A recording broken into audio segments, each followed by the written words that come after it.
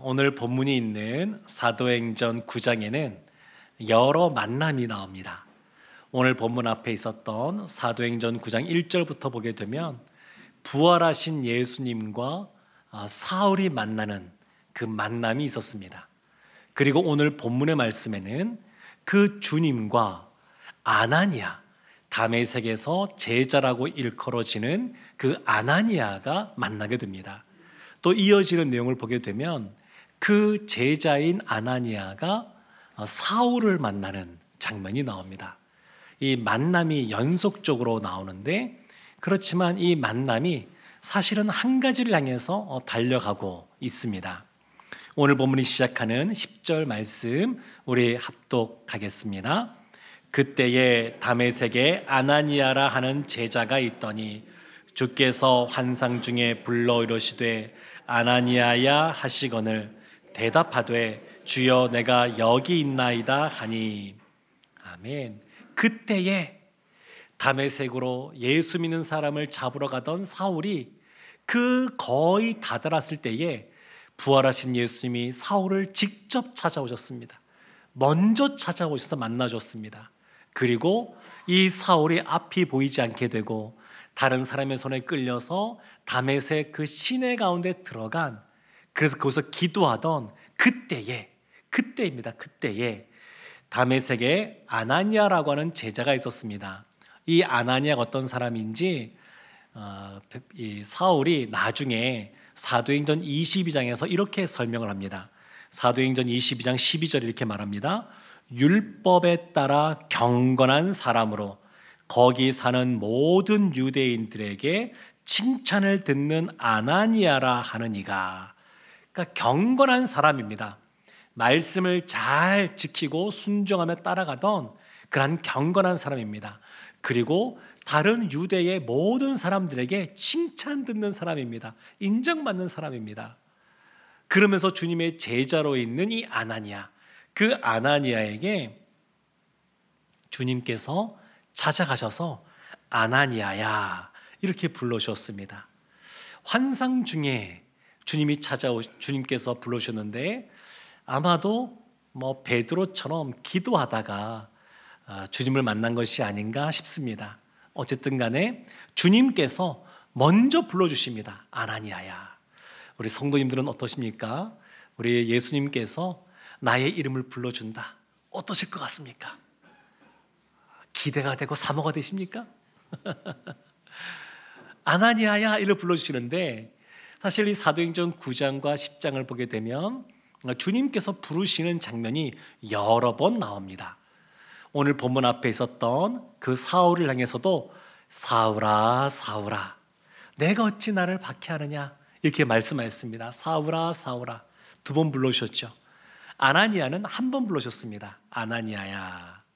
뒤에 10장을 보게 되면 천사가, 주의 사자가 이 고넬료를 찾아가서 고넬료야 한 번 부릅니다. 그리고 그 이후에 베드로가 환상 가운데 음성을 듣는데 베드로야 이렇게 한 번 들립니다. 다만 베드로는 그 환상이 3번 반복되었기 때문에 베드로라는 이름을 3번 듣긴 합니다만 베드로야 이렇게 부릅니다. 주님께서 우리 이름을 불러준다 그러면 너무 기대되고 흥분될 것 같은데, 근데 사실 성경을 보게 되면 하나님께서 우리의 이름을 부른 다음에 우리에게 그 다음에 주어지는 말씀들이 마냥 우리가 기뻐하기에는 뭔가 좀 부담스럽고 좀 이렇게 마음에 걸리고 순종하기 어려운 말씀들이 많이 있었습니다.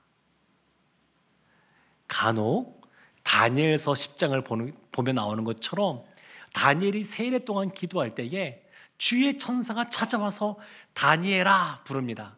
두려워하지 말라 말하면서 뭐라고 말하냐면 너가 기도하던 첫날부터 하나님이 그 기도를 들으셨다 이런 말씀을 합니다.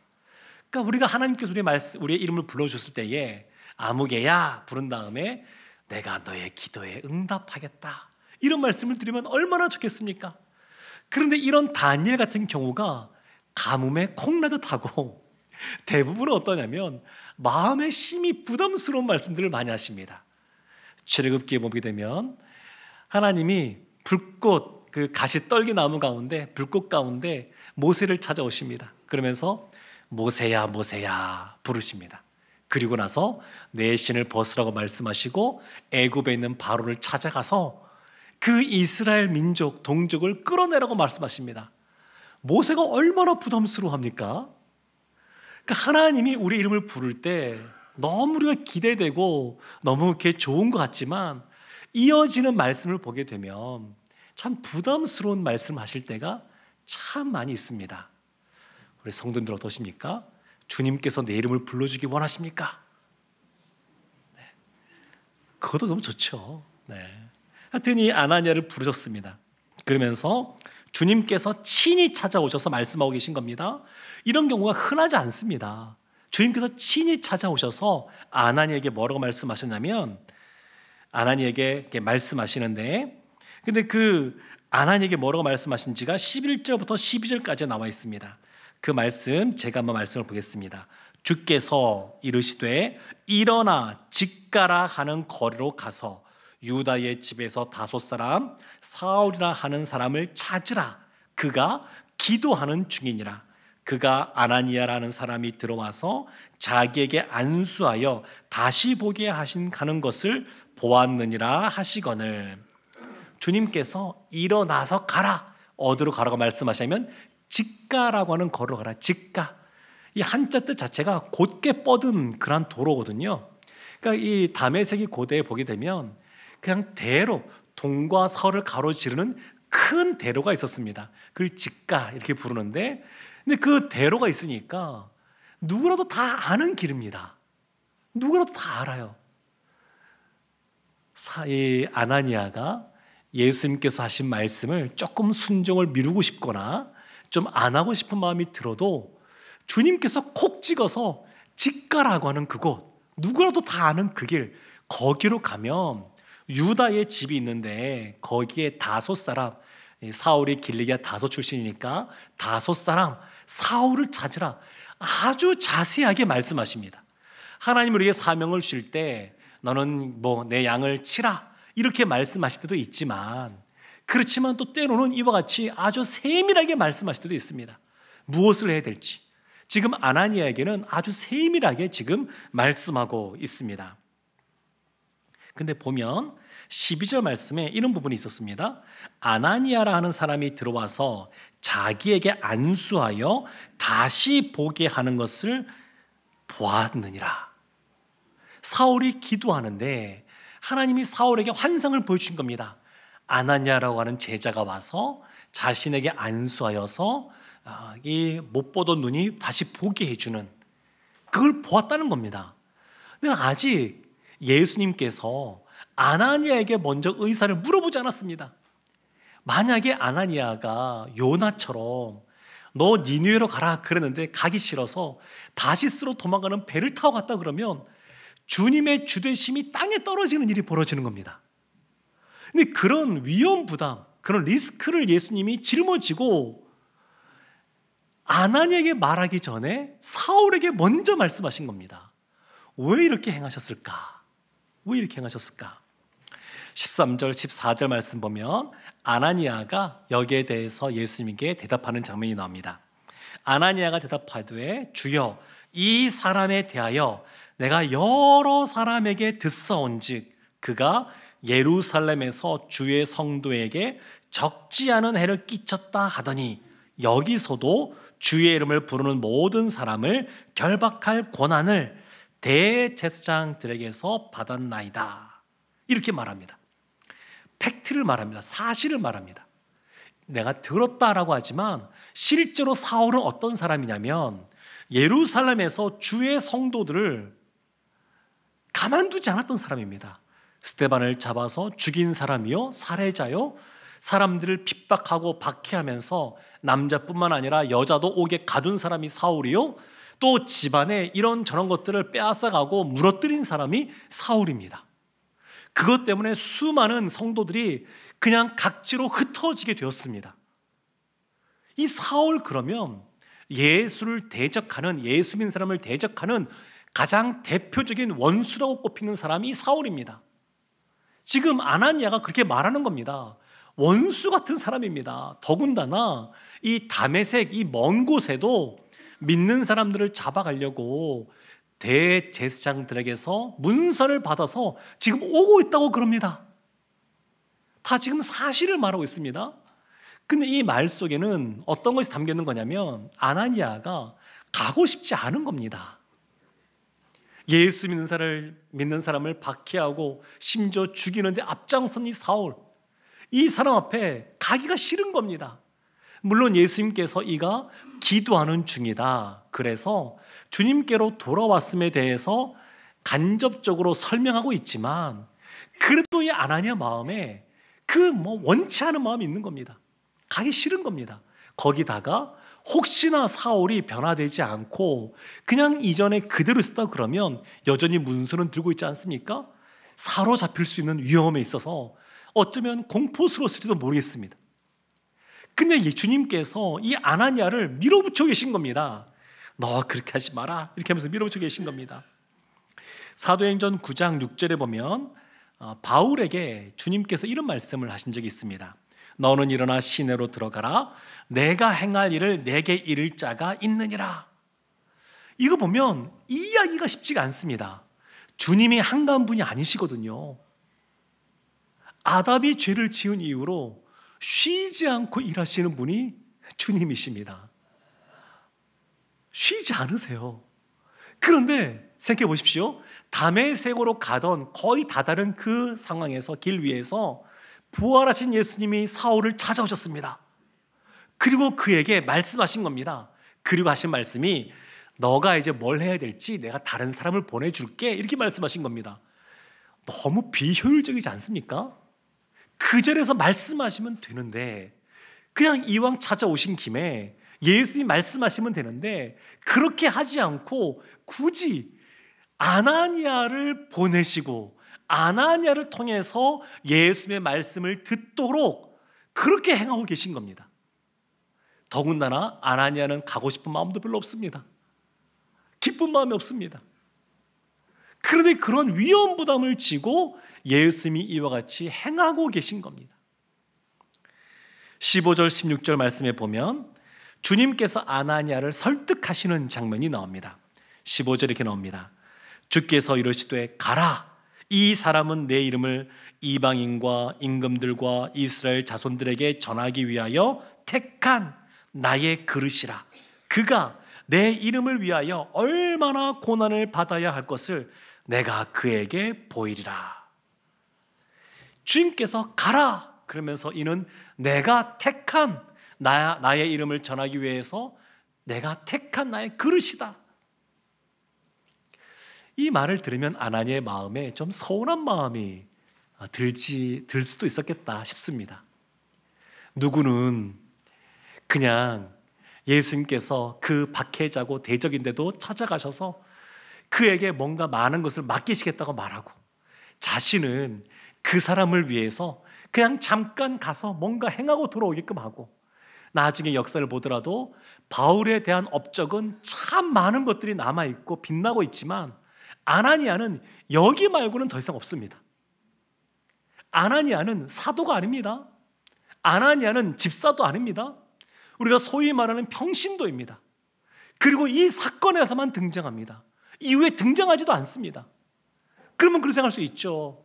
주님, 왜 사울은 이렇게 많이 신경 써주시고 챙겨주시고 찾아가 주시고 왜 나까지 보내시는 수고도 하시는데 그러면 나는 뭡니까? 이런 생각 들 수 있지 않겠습니까? 근데 주님께서 말씀하신 겁니다. 나의 그릇이다. 내가 택한 나의 그릇이다. 나의 그릇이라고 한들 땐 전제가 있죠. 그 전제는 뭐냐면 그 그릇의 용도는 주인의 뜻대로 할 수 있다는 겁니다. 그냥 아름다운 꽃병을 담아둘 수도 있지만 그냥 밥그릇, 국그릇을 쓸 수도 있고, 그 용도는 주인이 정한다는 겁니다. 또 하나는 그 그릇은 그 주인이 채워야 채워질 수 있다는 겁니다. 지금 이 사울을 향해서 내가 택한 나의 그릇이라고 주님께서 분명히 말씀하셨습니다. 또 하나가 있습니다. 16절 말씀에 보면 그가, 사울이 얼마나 고난을 받아야 할 것을 내가 보이리라. 그동안 사도들도 여러 가지 고난 가운데 있었습니다. 그리고 복음을 증거하는 삶들을 살았습니다. 근데 그 사도들 말고도 지금 이 바울을 향해서, 사울을 향해서 많은 고난이 있을 것이다 해서 주님께서 보여주겠다. 그러니까 너 가서 만나라. 이렇게 말씀하고 계신 겁니다. 사랑하는 성도 여러분, 주님은 토기장이이고 우리는 진흙일 뿐입니다. 이것을 인정하기가 오늘날은 더더구나 어렵습니다. 자기 중심적인 그러한 사고가 이 세상 가운데 아주 만연했기 때문에 나를 내려놓고 주님의 뜻 가운데로 살겠다 이렇게 고백하기가 참 어렵습니다. 근데 이 아나니아는 주님께서 아나니아야 부를 때 이 아나니아가 뭐라고 말했었냐면 10절에서 주여 내가 여기 있나이다 그렇게 고백했습니다. 주인이 부를 때 종이 대답하는 아주 전형적인 대답을 하게 됩니다. 이 아나니아가 그래서 역할의 다름을 인정하고 사울을 찾아가게 됩니다. 그 말씀이 17절에 나오는데 우리 17절 말씀 함께 합독하도록 하겠습니다. 아나니아가 떠나 그 집에 들어가서 그에게 안수하여 이르되 형제 사울아 주 곧 내가 오는 길에서 나타나셨던 예수께서 나를 보내어 너로 다시 보게 하시고 성령으로 충만하게 하신다 하니. 아멘. 아나니아가 순종하는 장면을 뭐라고 표현하냐면 떠나 그 집에 들어가서, 자신의 집을 떠나 사울이 있는 그 집에 들어가서 이렇게 표현하고 있습니다. 언제 떠났을 것 같습니까? 정확히 나오진 않지만 아브라함이 그의 아들 이삭을 바치라고 할 때 새벽같이 일어났던 것처럼 아마 이 아나니아도 즉시 순종하지 않았을까 싶습니다. 자신의 마음이 편치 않고 다 동의가 되지 않아도 주님께서 제자라고 인정해 줄 만큼 그러한 사람이니까 주님의 말씀에 즉시 순종했을 겁니다. 그리고 그 집에 들어갔습니다. 그리고 안수합니다. 지금 보십시오. 사울은 사도 중에서도 아주 독보적인 존재가 됩니다. 근데 그 사도 바울을 안수하는 사람이 누구냐면 주님께서 평신도인 아나니아를 지금 사용하고 계십니다. 이 아나니아가 안수합니다. 그러면서 말하는 게 뭐냐면 형제 사울아 이렇게 부릅니다. 형제 사울아. 예수 믿는 사람을 핍박하고 살해했는데 앞장섰던 그 사울을 그리스도의 보혈을 함께 나눈, 그리스도의 십자가의 보혈을 함께 나눈 그러한 형제라고 인정해 주고 있습니다. 한번 상상해 보면 참 재밌습니다. 성경에 나와 있지 않지만 아나니아가 걸어가면서 무슨 생각을 했을까? 사울이 있는 집에 똑똑 문을 두드리고 어떻게 있었을까? 그 첫 만남 어색한 상황 속에서 어떻게 있었을까? 생각해보면 참 재미가 있습니다. 그런데 성경에 기록한 첫 번째 만남의 모습은 뭐냐면 안수하면서 형제 사울아 이렇게 부르는 겁니다. 인정해 주는 겁니다. 그러면서 이렇게 말하죠. 예수께서 나를 보내어 너로 다시 보게 하시고. 사울이 부활하신 그 예수님의 그 환한 빛을 보고 앞이 보이지 않았습니다. 사울이 잘못한 것 있지 않습니까? 그 주님의 심판이 이 사울이 앞을 보지 못하는 것으로 나타난 것입니다. 근데 이 앞을 보지 못하는 걸 누가 행했냐면 심판을 주님이 행하셨습니다. 그런데 그 사울을 용서해 주는 건 누가 지금 하게 하시는 거냐면 아나니아가 하게 하시는 겁니다. 실제로 안수하고 이렇게 기도했더니 18절 말씀에 보면 비늘 같은 것이 벗어져서 다시 보게 되었다 이렇게 말합니다. 그러니까 왜 이렇게 행하실까? 죄의 용서는 주님이 하실 수 있습니다. 그런데 주님이 할 수 있는데 주님께서 미루시고 피해자인 그리스도인들의 대표로 지금 아나니아를 선정하시고 아나니아, 피해자인 아나니아가 기도하고 용서해 주게 하고 계신 겁니다. 이게 주님의 방법입니다. 주님께서 다 행하실 수 있습니다. 그럼에도 불구하고 이 아나니아가 직접 용서해 주고 용납해 주고 한 형제 될 수 있도록 이 아나니아를 지금 주님께서 사용하고 계십니다. 눈을 뜬다고 하는 것 기적이죠. 이 사울이 단순히 사흘 동안 안 보이다가 보이는 것, 그래서 원래대로 돌아왔다 볼 수도 있지만 사실은 안 보이는 것이 보게 되는 것 기적입니다. 그런데 이와 같은 기적을 아나니아가 원래 행할 수 있느냐? 아닙니다. 주님께서 역사하시는 겁니다. 주님께서 치료의 능력을 주시고 기도할 때 역사해 주셔서 낫게 해주신 겁니다. 지금 아나니아도 그렇고 사울도 그렇고 사람이 행할 수 없는 것, 주님만이 행할 수 있는 것을 지금 보고 있습니다. 더군다나 이어지는 17절 말씀 끝에 이렇게 나오죠. 성령으로 충만하게 하신다. 성령으로 충만하게 하신다. 원래 보던 눈 안 보이게 돼서 3일 동안 안 보이게 된 다음에 다시 보는 것 원상 회복이라고 볼 수 있습니다. 근데 성령이 임하는 것은 차원이 다른 이야기입니다. 이건 전혀 다른 이야기입니다. 주님만이 행하실 수 있는 일, 그리고 사도행전 말씀을 보게 되면 앞부분부터 보게 되면 사도들이 기도하고 안수하고 기도할 때 성령이 임하는 장면들이 나옵니다. 근데 지금 사도가 아닌 사람이 안수하고 성령 받는 사건이 벌어진 겁니다. 하나님이 아나니아를 얼마나 사랑하시고 그를 사용하시는지 모릅니다. 물론 뒤에 기록이 더 이상 없습니다. 아나니아에 대한 내용이 더 이상 나오지 않습니다. 그렇지만 우리에게 맡겨주신 일들이 사울처럼 아주 큰 일이든 아니면 어쩌면 약간 까메오처럼 등장하는 이와 같이 그 아나니아의 작은 역할이든 역할이 다를 수 있습니다. 그러나 이 모든 것은 주님께서 계획하신 것이고 주님의 뜻 가운데 이루어지는 것이고 이 모든 것은 주님의 기쁨이 된다는 겁니다. 아나니아가 사울을 만났는데 또 세례를 줍니다. 근데 그것이 금방 바로 이루어진 것이 아닙니다. 사울이 사도행전 22장에서 이 상황을 간증하면서 이런 표현을 합니다. 사도행전 22장 15절 16절에서 이렇게 말합니다. 내가 그를 위하여 모든 사람 앞에서 내가 보고 들은 것에 증인이 되리라. 아나니아가 사울에게 말한 겁니다. 16절 이제는 왜 주저하느냐? 일어나 주의 이름을 불러 세례를 받고 너의 죄를 씻으라 하더라. 주님께서 아나니아를 설득하셨습니다. 그리고 지금 아나니아가 사울을 설득하고 있습니다. 주저하고 있는 그 사울에게 아직은 예수님을 만났지만 불과 사흘밖에 되지 않아서 뭐가 뭔지 정확하게 알지 못하는 그 사울에게 이 아나니아가 알려줍니다. 어떤 일을 해야 되는지, 그리고 주저하고 있는 그에게 다시 세례받고 죄 용서함 받고 주님의 자녀로 살아갈 것에 대해서 알려줍니다.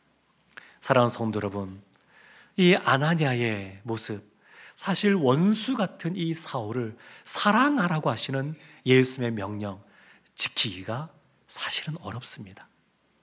우리도 보게 되면 우리 삶 속에서 원수되는 사람이 거의 없을 거라고 저는 생각이 됩니다만, 그러나 나의 마음을 좀 어렵게 하고 불편하게 하고 힘들게 하는 사람들은 사실은 사회 속에서도 그렇고 교회 공동체 안에서도 있을 수가 있습니다. 그런데 그런 사람들이 있을 때 주님께서 먼저 찾아가라고 말씀하시는 거죠. 찾아가서 나보다 더 돋보이는 사람이 되게 만들어주라고 말씀하시는 겁니다. 그럼 우리 성도님은 어떠실 것 같습니까? 아멘, 기쁜 마음으로 제가 감당하겠습니다 이러고 그냥 바로 달려가서 그에게 사랑한다고 말하고 안아주고 뭔가 좀 선물도 대접해주고 이렇게 할 수 있겠습니까? 쉽지가 않습니다. 근데 주님께서 그런 것을 말씀하시는 겁니다. 훨씬 더 원수처럼 보이는 원수된 그 사울을 찾아가서 사랑하라고, 그에게 가장 값진 것을 전해주라고 그렇게 아나니에게 말씀하셨습니다. 근데 사실 이와 같은 모습은 예수님이 먼저 보여주셨습니다. 어둠의 자녀로, 죄악에 속해 있는 자녀로 있으면서 우리 주님과 원수된 우리를 먼저 사랑하셔서 이 땅 가운데 오시고 먼저 사랑을 표현해 주시고 먼저 본을 보여주셨습니다. 그래서 예수님이 이와 같이 행하셨기 때문에 주님을 닮아가는 제자들도 이렇게 행할 수가 있습니다. 우리가 주님을 섬길 때 참 많은 것들을 섬깁니다. 어떤 것은 교회에서 뭐 찬양대로 섬기기도 하고 교사로 섬기기도 하고 여러 가지 또 봉사하면서 섬기기도 합니다. 많은 명으로 섬기는데 그것 말고 주님께서 한 가지 부족한 것이 있다. 그것이 바로 복음을 전하는 것이다. 이렇게 말씀하신다 그러면, 그래서 오늘이라도 때를 얻든지 못 얻든지 너가 있는 그곳에서 복음을 증거하는 삶을 살라 이렇게 말씀하시면 기쁜 마음으로 아멘하기가 생각보다 쉽지가 않습니다. 주님, 제가 이것도 하고 저것도 하고 다 하지 않습니까? 근데 왜 이거 하라고 그럽니까? 이렇게 말하는 순간 그 부분에 있어서는 주님 앞에 불순종하는 것입니다. 주님께서 원하시는 것은 원수까지도 사랑하라고 말씀하시는 것처럼 주님 말씀에 순종의 삶을 살기를 원하십니다. 사랑하는 성도 여러분, 주님께서 우리를 너무 잘하고 계십니다.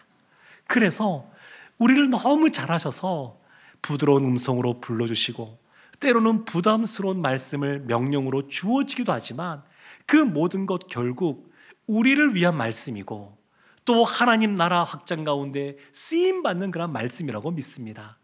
주님 앞에서 주님이 말씀하시면 주님, 제가 여기 있습니다. 말씀하시옵소서. 그리고 주의 말씀이 주어질 때 아멘할 수 있는 우리 모두가 되기를 주님의 이름으로 축원합니다.